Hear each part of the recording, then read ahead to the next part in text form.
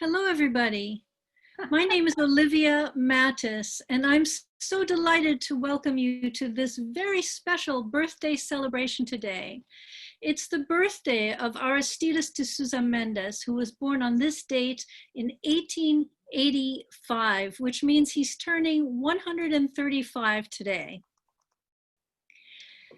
And we're celebrating a lot of things.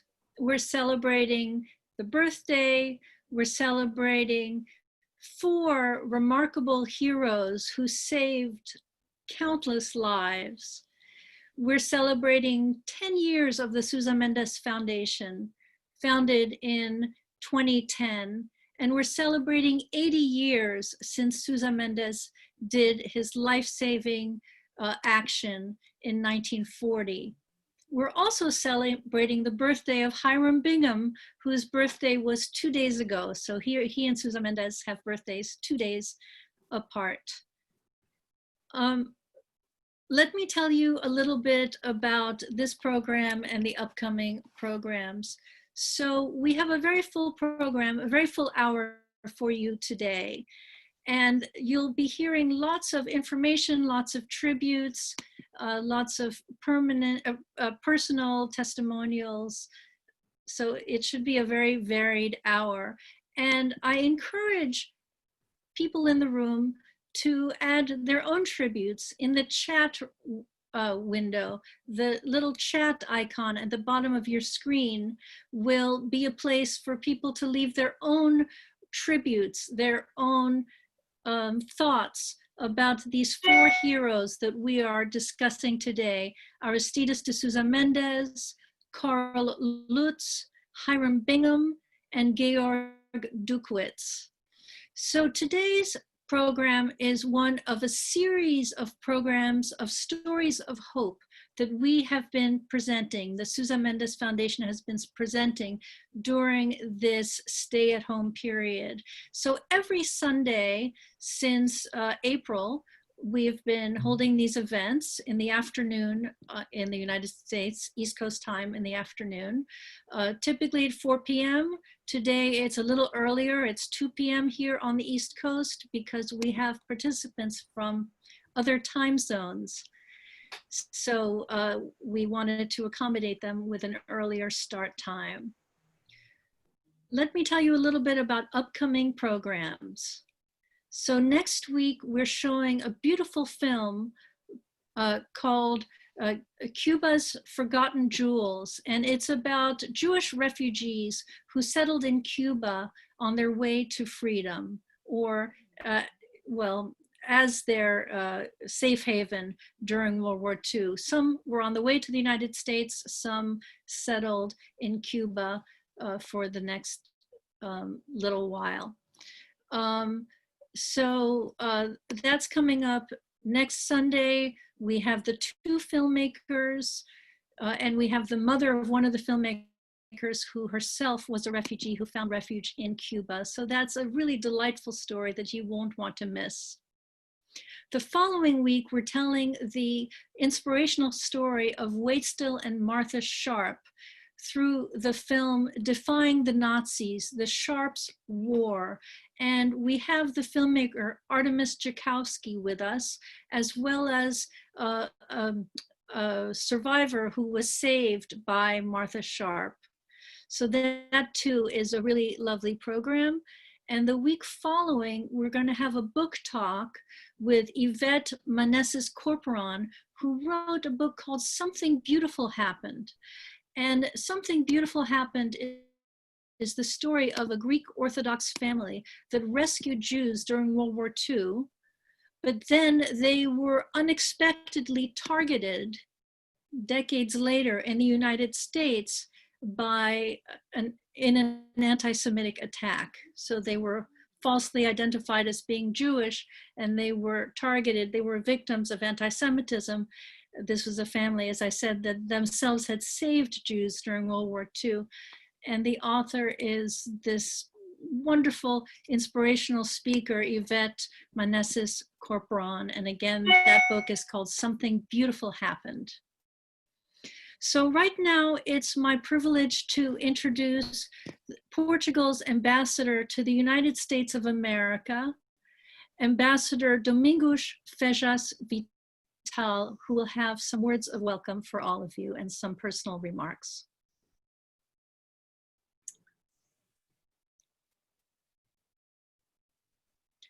Thank you very much.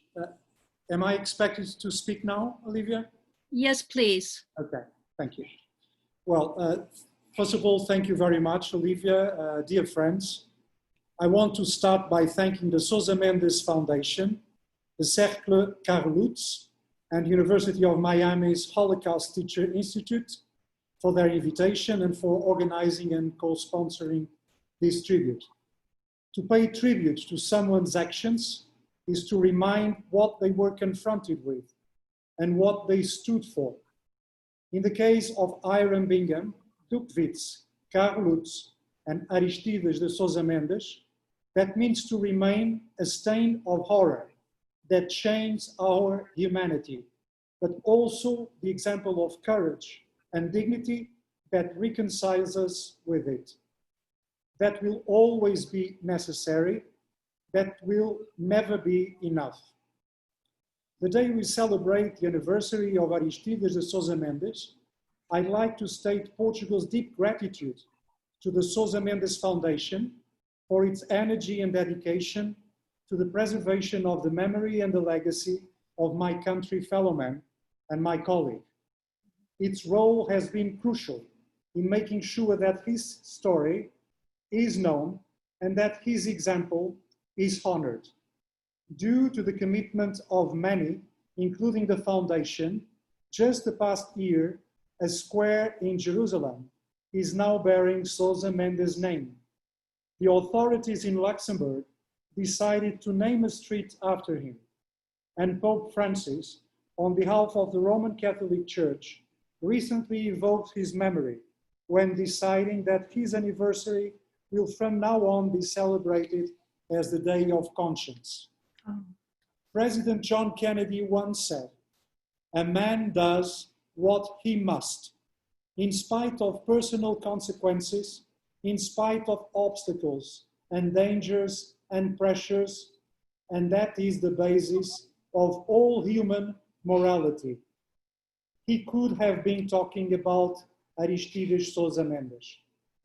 In spite of personal consequences, in spite of obstacles and dangers and pressures, he defied his authorities' firm instructions, instructions that would become quite explicit threats, and went ahead with issuing of visas to tens of thousands of desperate human beings, mostly Jews, seeking to escape Nazi persecution and what would become the unspeakable horrors of the Holocaust. Many of them would travel to America, and thanks to the work of the Foundation and the Yad Vashem, a significant number of their descendants could be identified. Sousa Mendes' bravery would cause him to be recalled and stripped of his functions. He would die a poor man on April 3rd, 1954, a fate to which he responded with a sentence that would forever last and that tells us all about the sort of man he was. I could not have acted otherwise, and I therefore accept all that has befallen me with love.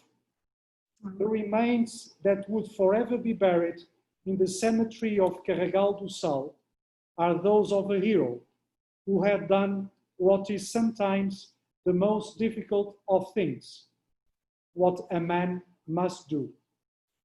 In 1988, the Parliament reinstated him into the Portuguese diplomatic service and promoted him posthumously to the rank of ambassador.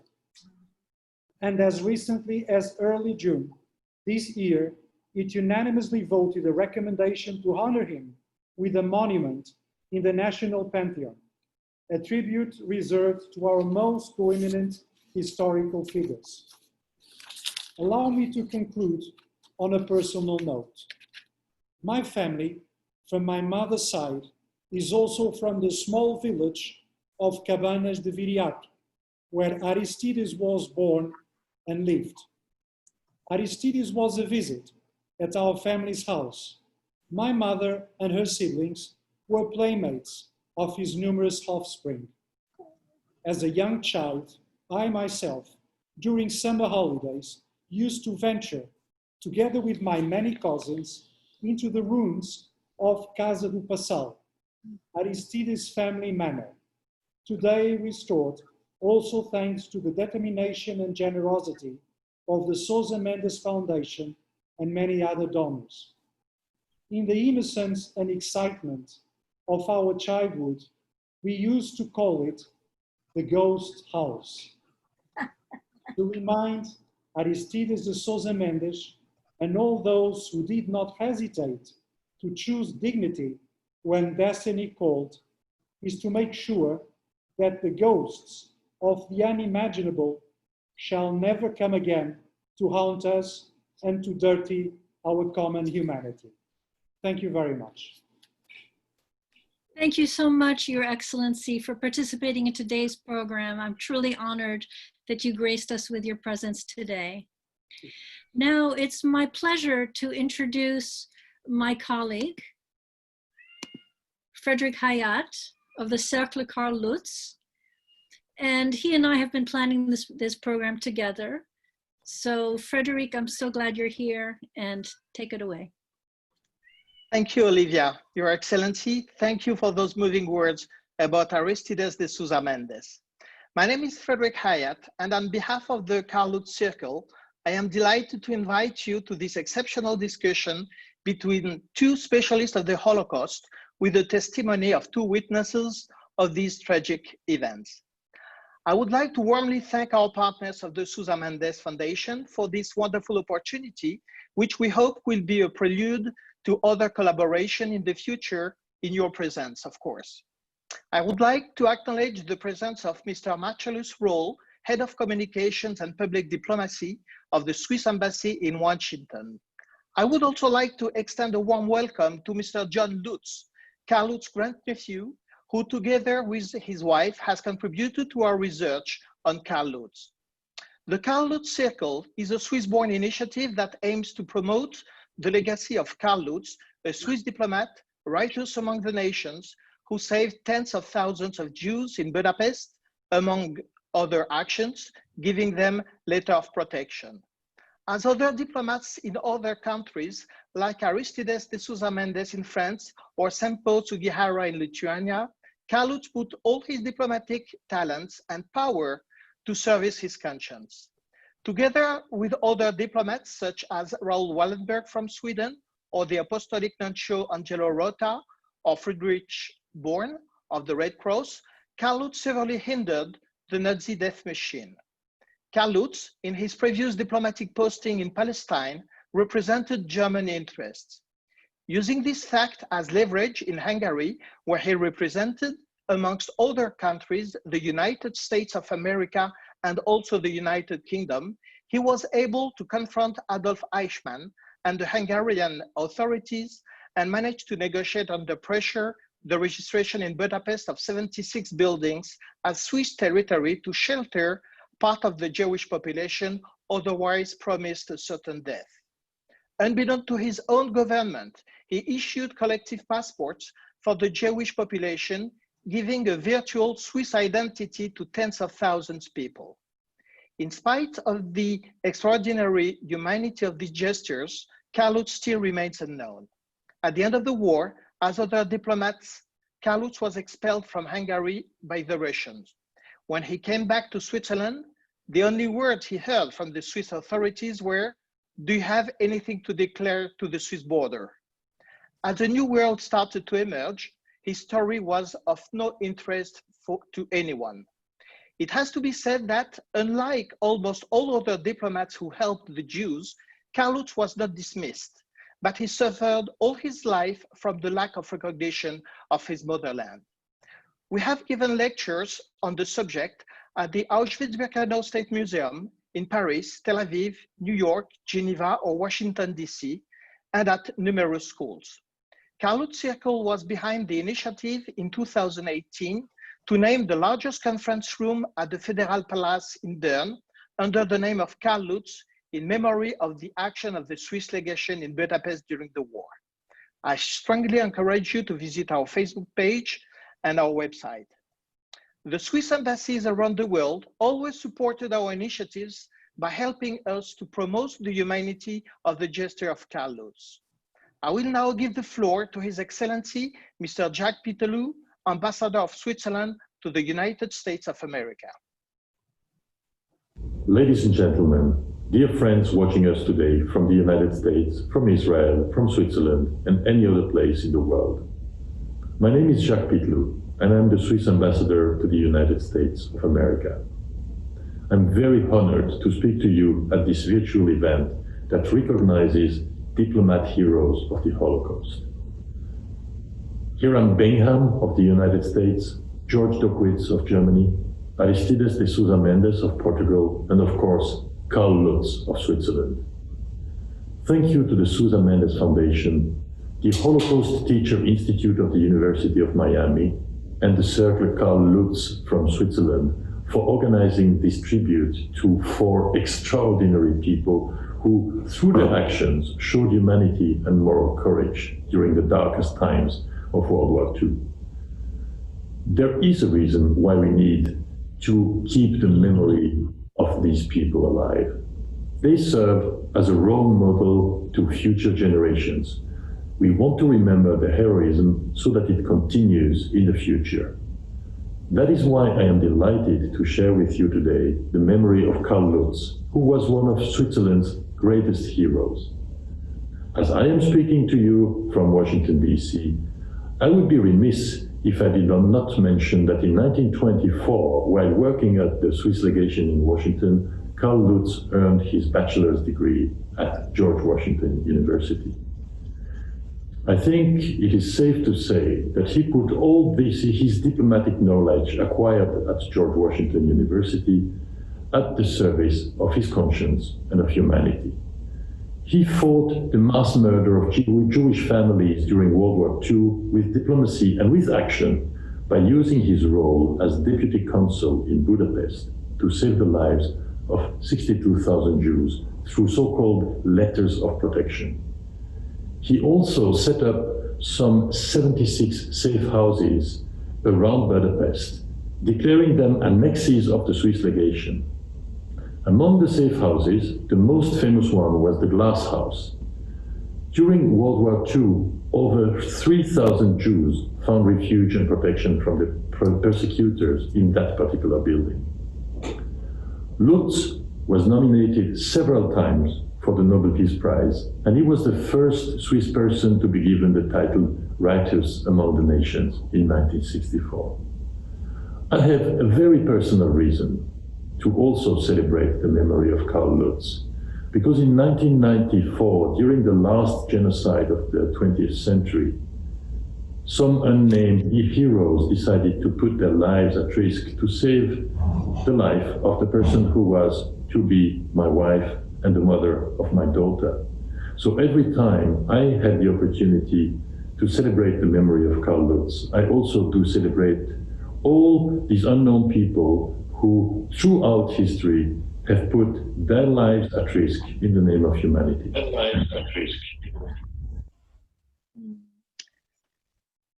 Thank you very much, Mr. Ambassador.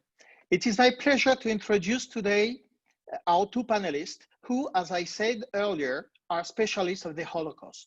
Dr. Michael Berenbaum, Director of the Sigrid Ziering Institute and co-founder of the United States Holocaust Memorial Museum, and Dr. MORDECAI PALDIEL, who headed the Righteous Among the Nations department at Yad Vashem from 1982 to 2007.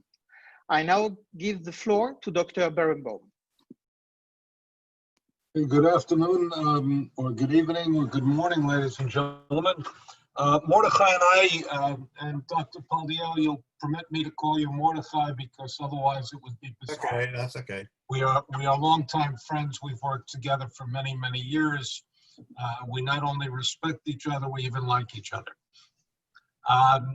Mordecai, let me begin by asking you to restate for our audience what are the criteria of Yad Vashem, and why is it that very few ambassadors are honored by Yad Vashem?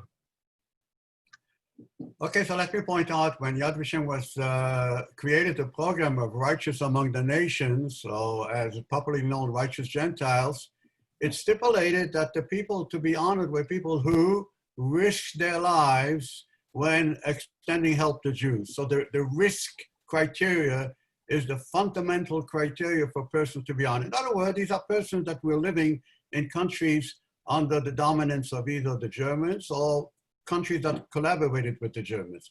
And it was forbidden to save Jews, and people who were caught helping Jews could either be shot on the spot or sent to a concentration. In other words, they were risking their lives. So when it came to diplomats, then the Yad Vashem was faced with a challenge. The diplomats are not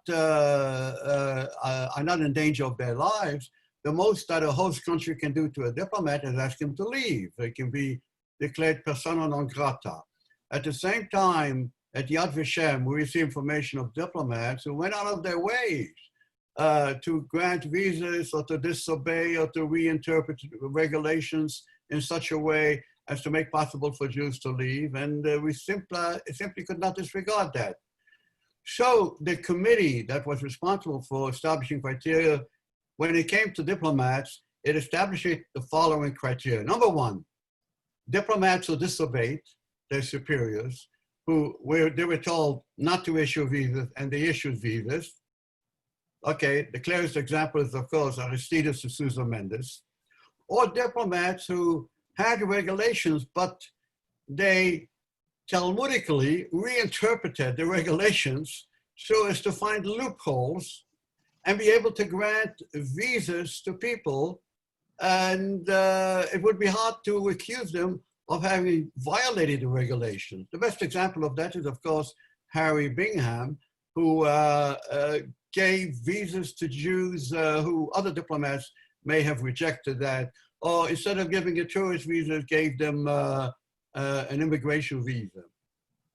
Number three is diplomats. Usually at Yad Vashem, we honor someone who saved even one Jewish person with the title of righteous among the nations, just one person. When it came to diplomats, here it's different. Then we look for diplomats who saved not just one or two, but numbers of persons, in the tens, in the dozens, in the hundreds, and the thousands. Not just a single person, not just two persons. And so those diplomats who saved and helped numerous persons, they can qualify. And finally, it's diplomats who knew that they could risk, they did not risk losing their lives necessarily. Although in the case of Raoul Wallenberg, he could lose his life, but in other cases not. But they could. Eichmann said directly, Adolf. Yeah, Eichmann said we could arrange. And even diplomats can have accidents. Yeah, but in other diplomats, they were not going to lose their life, but they could lose their jobs, and they could stand further disciplinary actions against them, which would make it very difficult. Again, I mentioned Sousa Mendes, of course, where his pension was denied and he was ostracized. So there was there was an element of risk there. It's not necessarily the risk of losing one life, with the exception of Raoul Wallenberg, but of really upending their careers and making difficulties for their families and disciplinary actions. So based on these four criteria, we have added several dozens of diplomats, and we have given them the title of righteous among the nations. I hope, Michael, I've answered your question. You certainly have answered my question. Let's help understand what is common and unique about all four cases that we're dealing with. The two cases that share something in common are Hiram Bingham and de Sousa Mendes. And what they share is, we have to understand Dorothy Thompson's statement that a visa is the difference between life and death. And that the question became, in both cases, a visa either to enter the United States or a visa to enter Portugal. which was a place in which one could find a place of transit, made all the difference, literally all the difference between life and death. It offered people the opportunity to find safety. It offered people the opportunity to immigrate. It offered people the opportunity even to get a momentary breath in which their life was not threatened, and then to wonder where else they would go. The situation of Carl Lutz is that Carl Lutz could not offer a visa.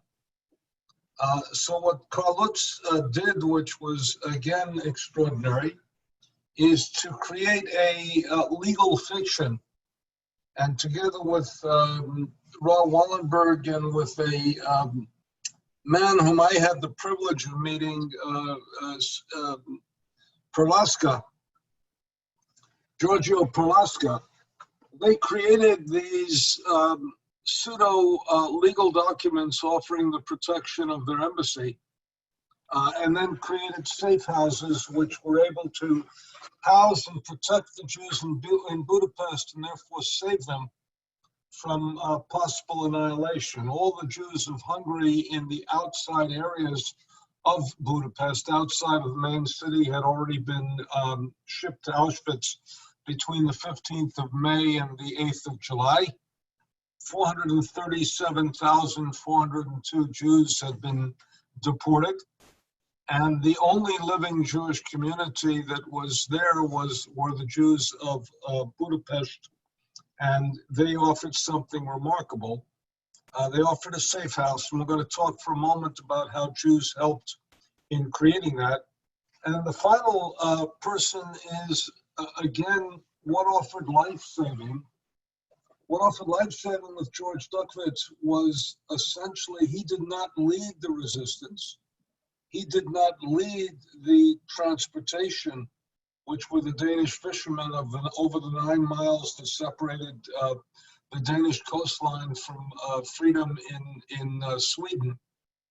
What he did is he revealed information, absolutely certain information that meant that deportations were to take place. And once Jews knew that deportations were to take place, and they were instructed to go, and the resistance was willing to help, they were instructed to go to the Danish Danish coastline, then the information itself saved lives. So look, visas saved lives, protection saved lives, information saved lives, and these were absolutely indispensable elements that were involved. The other thing we should do with Hiram Bingham is to indicate that Hiram Bingham worked with Varian Fry, an American who was sent there by a rescue committee, who really rescued what we would call some of the greatest cultural figures from Europe who had the opportunity to come to the United States, and he had a list. And the list was the list of some of the greatest artists, musicians, scientists, philosophers, all of these people who came along. Mordecai, I want to ask you one question, which I think we saw a bit of in the De Sousa Mendes story, and we should understand a bit of in the story of Carl Lutz, which is there's a statement by our colleague David Marwell, who said, just because Jews were powerless does not mean they were passive. So how is it that the Jews cooperated, both with De Sousa Mendes and also in the important work of Carl Lutz? Well, when it comes to Sousa Mendes, the story is so unique and so different because here we have the role of a certain rabbi, Rabbi Chaim Kruger. At the beginning, Sousa Mendes told the rabbi, he met him on the streets in Bordeaux, that he's very sorry, he cannot help him because he has instructions, Circular 14, from his government not to issue visas to Jews. And then later on, he gave to the rabbi to understand, maybe in his case, perhaps, maybe something can be figured out and he can save the rabbi. The rabbi said, no, not me. How about the thousands of others on the streets there, my fellow people who have fled, and they also want to get out time before the Germans come in. And so the interesting story of Sousa Mendes, he isolated himself for several days, and he went through a terrible turmoil, emotional turmoil. And when he got out from the room where he isolated, he told his family, I've made a decision. I'm going to hand out visas to everyone who asks for it, whether he can pay for those visas or not. So it's very interesting, these conversations, the hours-long conversation between that Hasidic rabbi, and he was really Hasidic, and this Catholic man, what went on there. Of course, this was not recorded, and never talked about him. How did the rabbi persuade Sousa Mendes to disobey clear-cut instructions from his boss, the foreign minister and dictator of Portugal, Salazar, proto-fascist? That's mysterious. We don't know what happened there. But once he made the decision, he carried it through. So this is the story, and he had no regrets, as he told the rabbi later on when he met him in Lisbon. So that's the story of Sousa Mendes, who remained a believing Catholic. I mean, it's not that the rabbi tried to convert him. Which, when it comes but there are two elements. Number one, the rabbi displayed courage Rabbi Kruger displayed courage in and of himself, which is, he said, I'm not looking for an individual rescue. I'm asking, I'm begging for something much larger. And it's not only to save me, it's to save the other people. But the other thing about the Sousa Mendes is you're dealing with a man who is a deep believer. Yes. And if you say what was his motivation, and part of the drama of rescue in all of this was the diverse belief of the rescuers. Some, like the Sousa Mendes, were profoundly religious. And he said if one Jew could die for humanity, then one Catholic can risk his own life to save Jews. And he also said, I obey the laws of God. And in that sense, offering compassion and rescue becomes very, very important. So the Sousa Mendes was giving us a religious motivation. The rabbi displayed courage in not merely saving himself or having himself saved, but in convincing this religious man that it was his religious duty to save others. And then there were others who operated out of a sense of humanistic values, decency, integrity. And the most interesting thing that you find sometimes is there were even people who were anti-Semites who didn't like Jews, but they didn't believe that Jews should be killed just because they didn't like them. So motivation changed, and motivation was different in many different people. What motivated Georg Duckwitz in your mind? What motivated Duckwitz? That's a question. You've pointed to a very difficult question now with Duckwitz.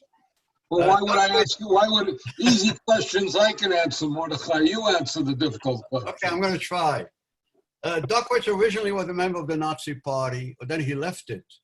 And he came to Denmark as a diplomat. As you know, when the Germans invaded Denmark, they allowed the Danish government to continue to operate. They had a German ambassador there. And he was the commercial attaché because Denmark was doing business with Germany. Denmark is an agricultural country. It has a big fishing industry.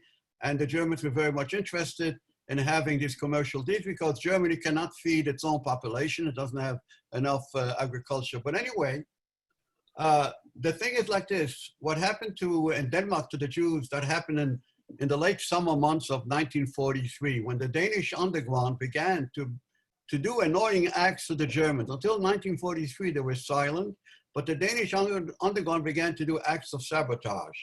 At that point, the SS ambassador who was there, Werner Best, sent a telegram to Hitler asking permission to pick up the 8,000. It was a state of emergency was declared, and he asked permission to round up the 8,000 Jews that were in Denmark. When Duckwitz heard of that, he went to see Werner Best, and he said, "You made a terrible mistake. The Danes are not going to like that, and you're going to have more sabotage in this." And the Danes, by the way, we should say something that is quite remarkable about the Danes. The Danes had a very basic value. The Danes said, "We don't have a Jewish problem. That's right. We have Danish citizens." They considered them Danish citizens 100%. There was a synagogue that was in operation for 3 years. Jews were not in any way discriminated. No ghettos, no yellow star. And that's important because everybody talks about the king putting on a yellow star. In Denmark, they didn't dare mark the Jews. That's right. But the Danish people would have objected to that. I want to add something very important about Duckwitz. When he heard that Werner Best said to Duckwitz, "I'm sorry, I already sent out the telegram to Berlin."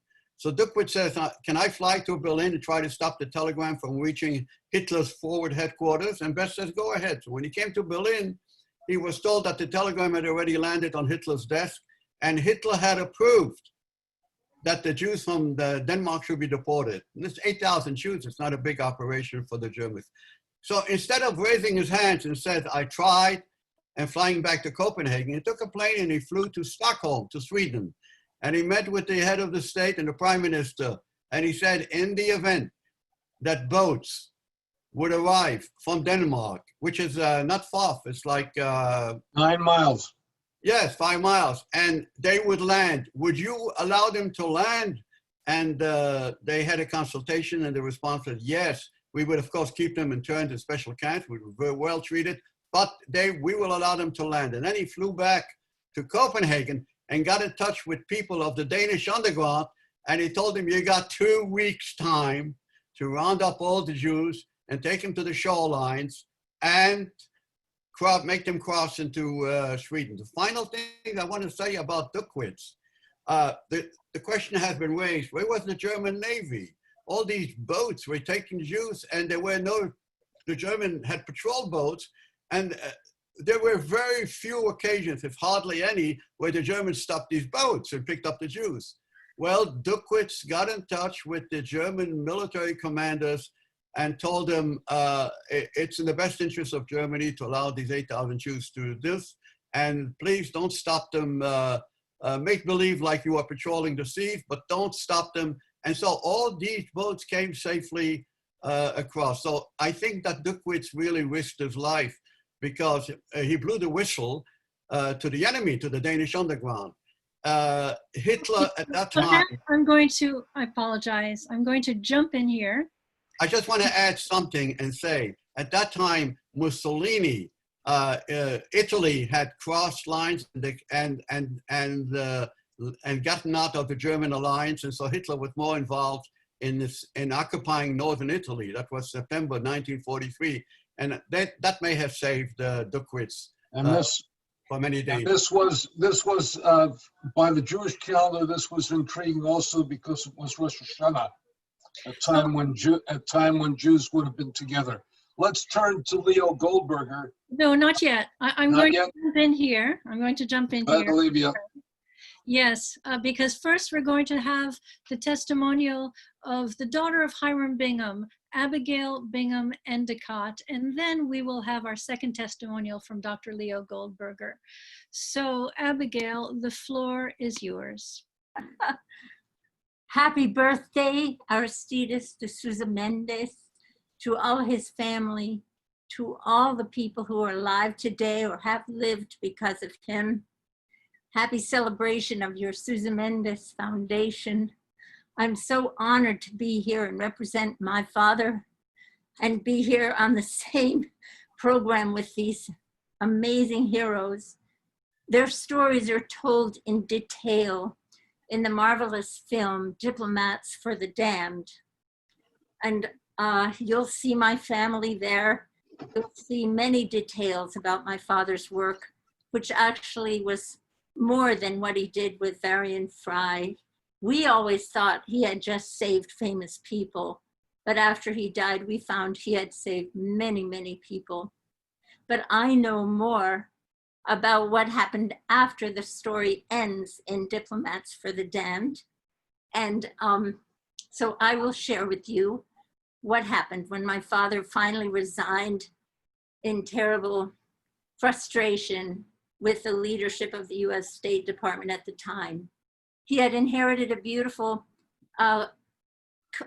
colonial farm in Connecticut, where he had grown up as a boy nearby and had worked on the farm, and he knew about farming, and he knew that his career was pretty much ending and he was going to have to be very careful to grow food, to buy a cow, to have self-sufficiency for our family.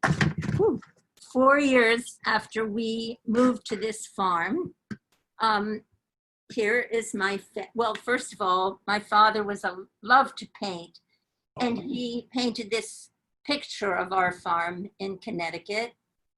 And we children are in it. He loved children. He and my mother wanted big families even before they met. So he decided to devote himself to raising us and educating us and teaching us all the things that he loved about life. So I have to say, I was the first child born right at the time that he resigned. And I can say nothing but how much I loved my parents. Here they are in the picture. On the day that my oldest sister graduated, she's in the white dress, she graduated from 8th grade. This is about 4 years after we moved into the farm. And I'm the little girl between my parents. And my youngest sister, I believe, is also present listening. And so is a friend of ours. And we just are so happy to be here and honored with you all and humbled, because really what these men did was so extraordinary. I wrote a song about my father, but I realized it's really a song for all of the life-saving people whose lives made possible so many going on for generations. And so as a birthday present in this celebration, I'll sing for you the song that I wrote for my father, but it's in honor of these other wonderful heroes and all the heroes of today in this horrible time who are really risking their lives to help people maintain their lives. So here's my birthday present. They were true to the voice of life within, to the voice of love for people in distress who needed them. In that time, others like them were too few, but to you who heard the voice of life and love, we honor you. Give the best that you have to the best that you know. Our Father taught us, do everything with love, he used to say. Bless our lives, O Lord, to do your will, he used to pray. And love from his family gave him strength each day, so he could be true to the voice within, the voice of love for people in distress who needed him. In that time, others like him heard that voice, and they granted visas or saved lives when they faced that choice. Courage and teamwork our father learned from the sports he played so well. Music and painting nourished his caring soul. Love was the best he had, and so he gave it. Life was the best he knew, and so he saved it by being true like those others with him then, to the voice of love for people in distress who needed them. In our time, others like them may seem few, but to you who heed the voice of life and love, we honor you. Thank you for being true to the voice of life, to the voice of love. Thank you very much. Thank you very much, Abby. We have so many messages asking you if you recorded that song. Well, you know, I was going to record it, but somehow doing it right here with all of you, with people who actually are saved by them, whose families were saved, it just, nothing could really match that. I had to do it live. But I guess maybe you're recording it. I'm not sure. Thank you very much, Abby. And it was so moving to hear so many details about your father. I would like now to introduce you Professor Leo Goldberger, whose life was saved by GEORG DUCKWITZ in Denmark. Professor Goldberger is a psychologist, author of several books, among them The Rescue of Danish Jews, Moral Courage Under Stress. But today, he is testifying as an eyewitness. Professor Goldberger, the floor is yours. Okay, I have to say first that in addition to having been fortunate to be rescued, I also have devoted most of my adult life to understand what happened in Denmark, because it is so confused by so many different so-called theories, which over the years have turned not to be as true as one had thought. But I just wanted to make some corrections right now. One of them is that it is true that he tried to quit the Nazi party, but they wouldn't let him. So he never quit. He was with some of the worst Nazis. For example, his first job was with Alfred Rosenberg, who was a major anti-Semite. He also worked, which was a great thing for him, he worked for Canaris, the admiral, who was part of the plot against Hitler on July the 20th, 1944. And in fact, Duckwitz himself was involved. And let me also say that Dr. Best informed him about his telegram. It was not something that he heard. He was called in to his confidant, who was Dr. Best, who was a psychopathic liar, but he said to him that he had sent a telegram. And Duckwitz went home, wrote in his diary, "I now know what I have to do." And he risked his life. He did inform Best that he wanted to see if he could stop the telegram, but the telegram had gone to his boss, who was Ribbentrop, because he was in the Foreign Service. And Ribbentrop's staff said it was too late. Hitler had already received it. And by September the 16th, this telegram was sent on September the 8th. Hitler had already decided that the roundup recommended by Best should go ahead. Best then got cold feet. That's why he revealed it to this low-level guy named Duckwitz. He was the commercial Navy member of the embassy. He was not a big deal. He became very interested in Denmark, where he had spent 20 years altogether. He had been sent there to represent the coffee factory. He was an import-export guy. He spent some years in New York, where he worked for the Hamburger line.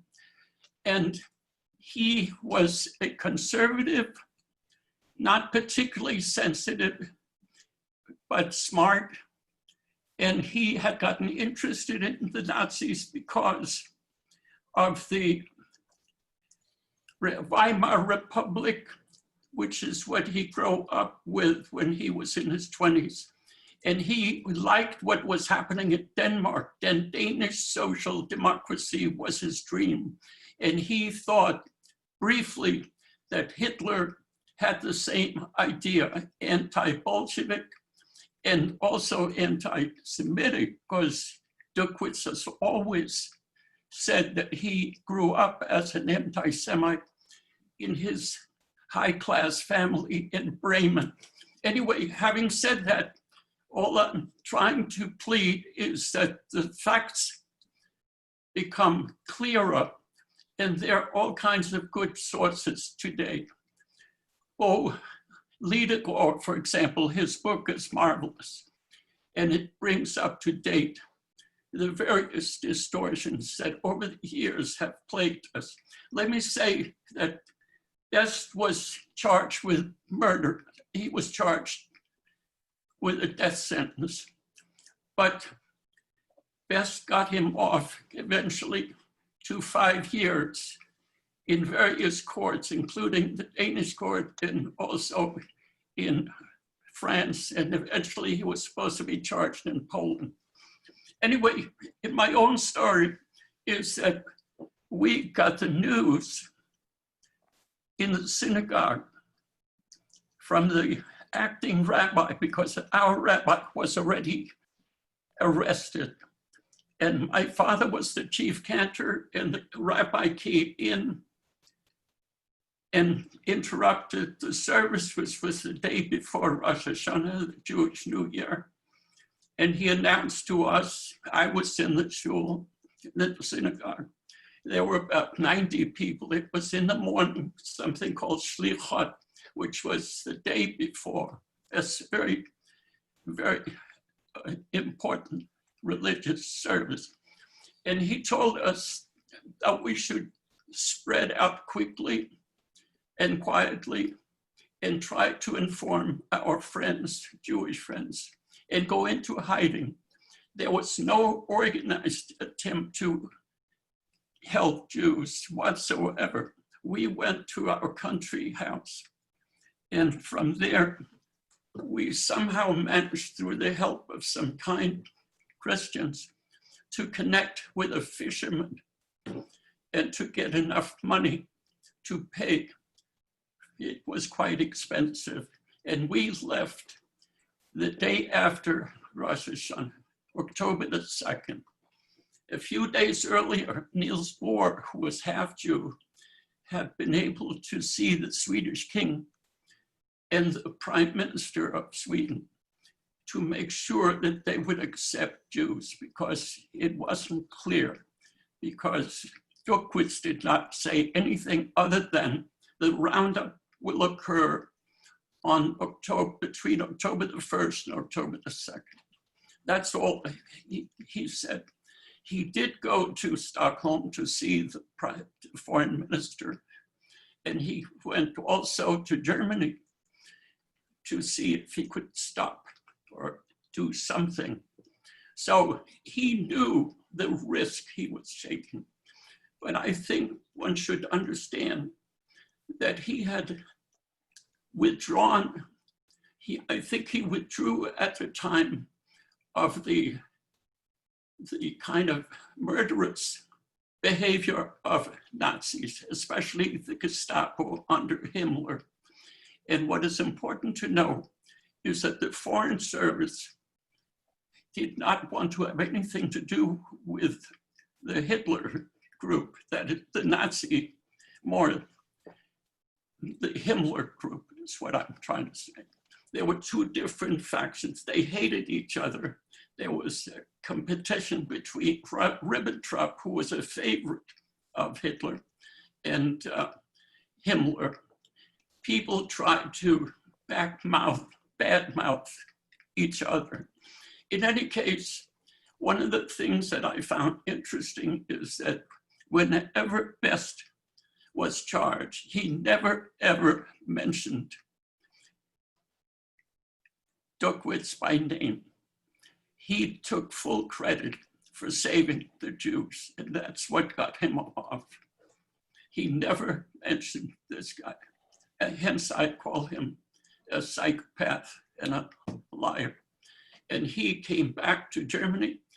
He started his law practice again, and he specialized in denazifying his friends.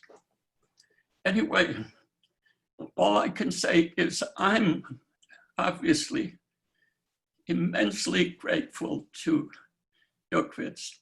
I think that he finally had the moral courage to do the right thing, just as he had indicated in his own diary. And I might add that he was supported by his wonderful wife, who was from Switzerland, and a fantastic, happy couple. I have been back. Thank you very much. Yeah, thank you. Okay, thank you very much, Professor Goldberger. I We just can want hear to you say for I've hours. I've been back many times, so I've visited his home, which he bought in Copenhagen. Okay, thank you very much, Professor Goldberger. I now go back to our two panelists so they can continue their fascinating discussion and then maybe some conclusions. Dr. Berenbaum, the floor is yours. Well, we have to first of all say that we've been treated to, first of all, a wonderful song and enormously important recollections. I really have used Leo Goldberger for many years as my guide to understanding what happened in Denmark. Let's also say one other historical thing, which is quite important. The year of the rescue of Denmark was 1943.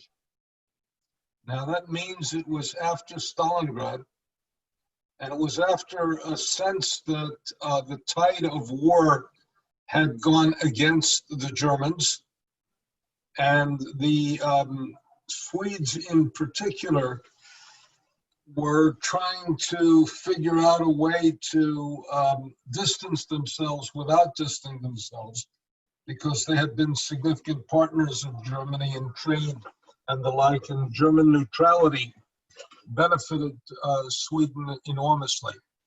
So that's a very important thing to note, in the same way that the events of 1944, and this is not to diminish one iota, it's not to diminish the contributions of Carl Lutz, of Frau Wallenberg, or of Giorgio Poloska, but it's to say that by 1944, everybody knew that Germany would lose the war.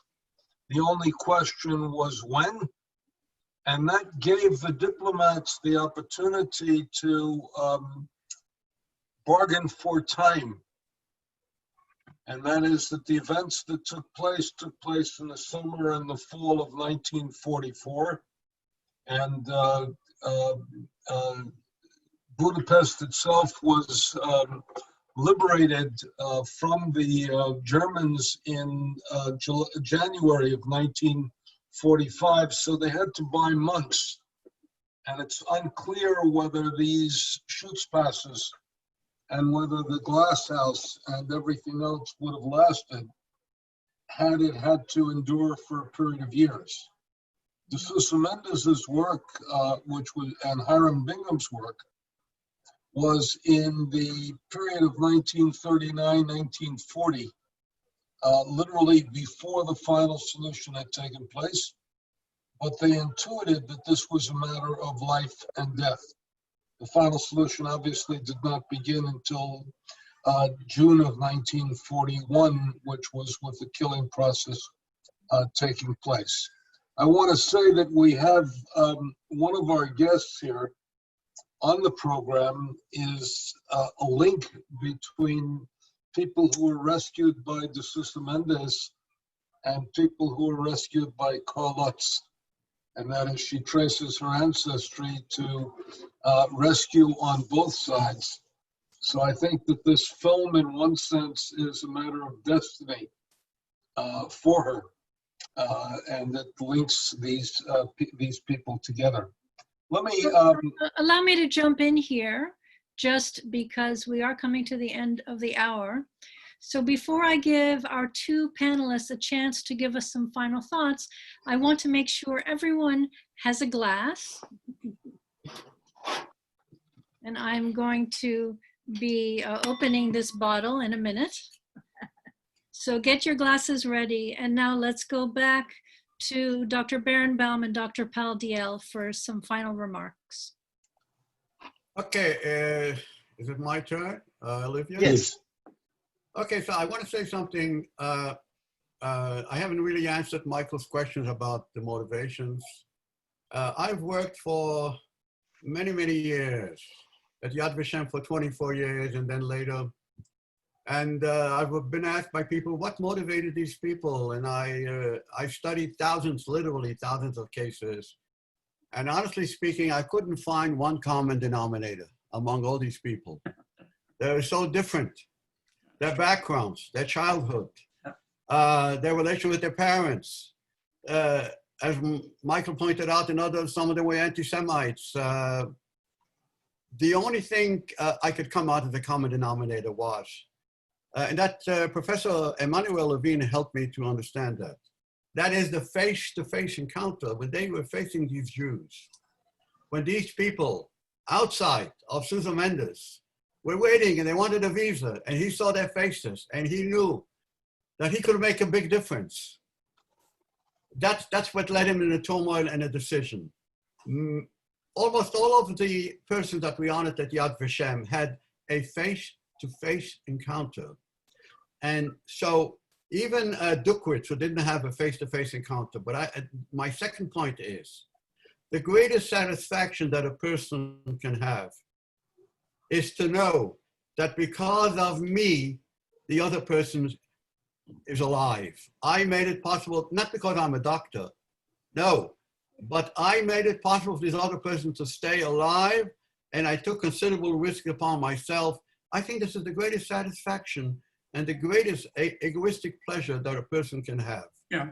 So I think that all these people, even Duckwitz, who felt that he can play a role and save 8,000 Jews, never mind his past, never mind everything. I think this is something, you see, I'm an old man now, although I don't look like, but I can't say I have a satisfaction to say, because of me, I have saved the lives of others. I don't have that. I wish I could. So I think this is something, this is a motivating factor. Again, these people, Bingham, Lutz, and all these others, they knew that by their decision, many, many, many others would stay alive. And that is a very strong impulse. And that takes away everything of their past, okay? They may have not liked Jews, they may have not taken any risk and so on. They may have fooled around with many women as Oskar Schindler. But if Oskar Schindler can say, because of me, 1,000 Jews can stay alive, I think this is a very strong impulse. This is what I wanted to add here. So I'm going to return the floor to Michael, my friend. Okay, let me conclude with a moral statement.